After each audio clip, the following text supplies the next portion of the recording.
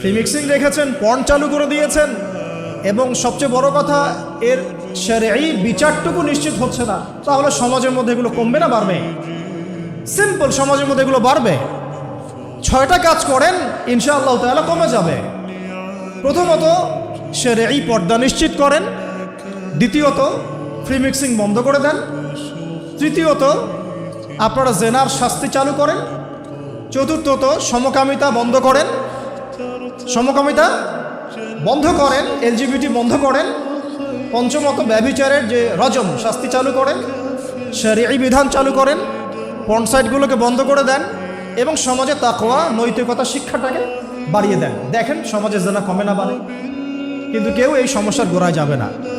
একটা ইস্যু আসবে, একটা ইস্যু যাবে। আজকে আপনার বোন তো কালকে আমার বোন, কালকে অমুকের বোন, কালকে তার মেয়ে, নিজের ঘর পর্যন্ত চলে আসছে। আর কয়টা রিপোর্টই বা আমাদের সমাজের সামনে আসে? যে কয়েকটা রিপোর্ট সামনে এসেছে এগুলো 50%ও না।